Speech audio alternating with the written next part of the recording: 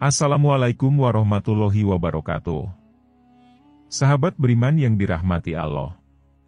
Dalam kitab Tanbihul Ghafilin, peringatan bagi orang yang lalai, karya Abu Laits As-Samarkandi diceritakan kisah seorang pemuda yang membuat kagum Nabi Sulaiman, alaihi salam. Suatu ketika, Nabi Sulaiman memperoleh wahyu Allah yang memerintahkan agar segera pergi ke suatu pantai. Kepada Nabi Sulaiman, Allah akan menunjukkan sesuatu yang ajaib. Nabi Sulaiman segera berangkat ke pantai yang dimaksud, dengan seluruh bala tentaranya, baik dari kalangan jin atau manusia.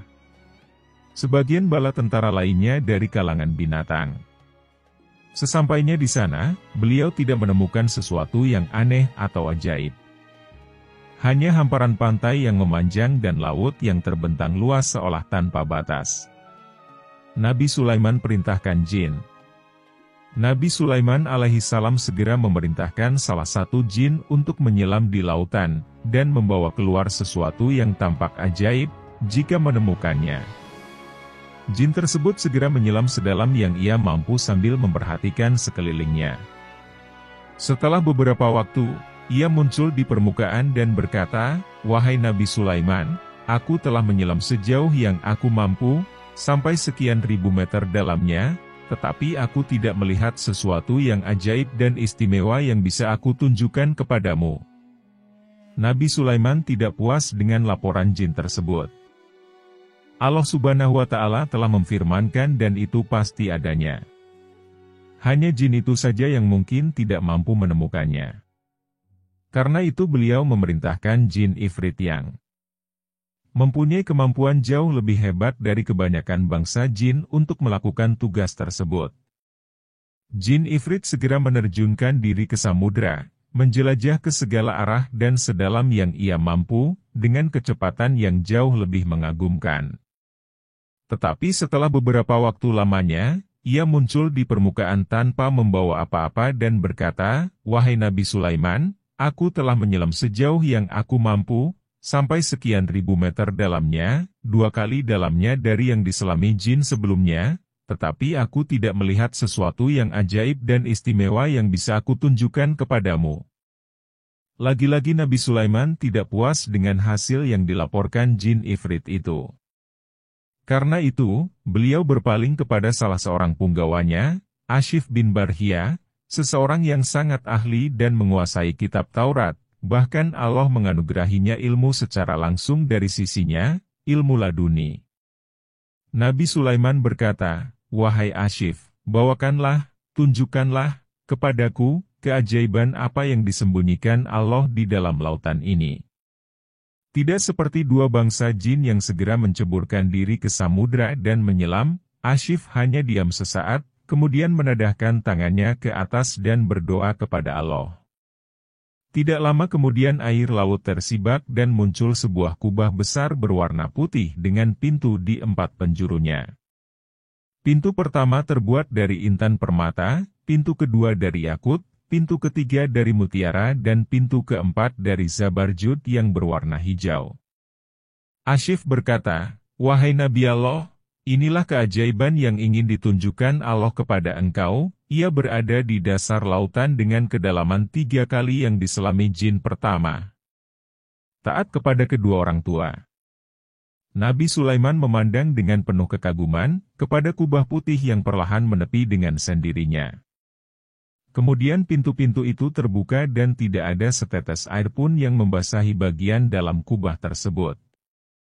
Beliau masuk dan menemukan seorang pemuda sedang beribadah di dalamnya. Beliau mengucap salam dan berkata, "Wahai pemuda, mengapa engkau tinggal di dasar lautan di dalam kubah ini?" Setelah menjawab salam beliau, pemuda itu menceritakan bahwa dahulunya ia merawat dan melayani kedua orang tuanya yang cacat, ibunya dalam keadaan buta, sedang ayahnya lumpuh, selama hampir 70 tahun. Ketika sang ibu akan meninggal, ia berdoa, "Ya Allah, panjangkan umur anakku dalam ketaatan kepadamu." Ketika sang ayah akan meninggal, ia berdoa, "Ya Allah, jadikanlah anakku tetap dalam ketaatan kepadamu di tempat yang tidak dapat diketahui oleh para syaitan." Setelah kewafatan kedua orang tuanya, pemuda itu berjalan-jalan ke tepi pantai dan melihat kubah tersebut yang dalam keadaan terbuka. Ia masuk karena ingin mengetahui keadaan di dalamnya. Tetapi tiba-tiba kubah tersebut tertutup dan dibawa malaikat ke dasar lautan yang terdalam. Maka ia menghabiskan waktu hanya dengan beribadah kepada Allah di dalam kubah tersebut. Nabi Sulaiman berkata, "Pada masa siapakah engkau hidup saat itu?" "Masa Nabi Ibrahim alaihissalam," jawab pemuda itu.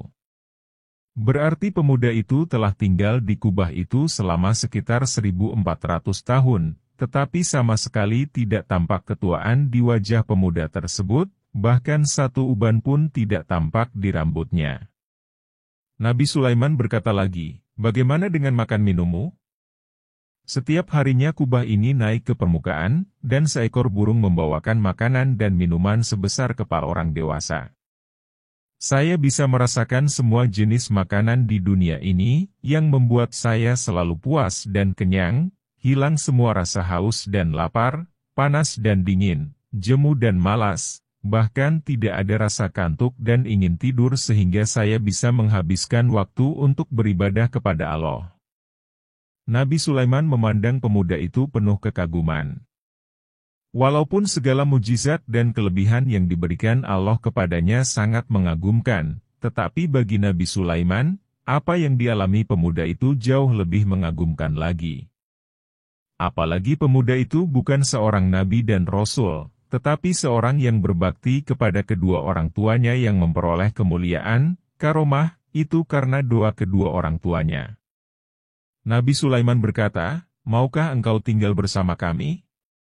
Pemuda itu berkata, "Kembalikanlah saya ke tempat semula, dan biarkanlah saya terus beribadah kepada Allah sampai waktu yang dikehendaki Allah." Nabi Sulaiman keluar dari kubah tersebut dan memerintahkan Asyif untuk mengembalikan kubah itu ke tempatnya semula. Asyif menadahkan tangan dan berdoa, maka perlahan kubah itu masuk ke dalam air, dan pemandangan kembali seperti semula, hanya hamparan air dan pasir yang seolah tidak terbatas. Wallahu a'lam bishawab. Demikian yang dapat saya sampaikan, yang benar datangnya dari Allah, keliru dan hilaf datangnya dari saya pribadi sebagai manusia biasa. Terima kasih, semoga bermanfaat. Wassalamualaikum warahmatullahi wabarakatuh.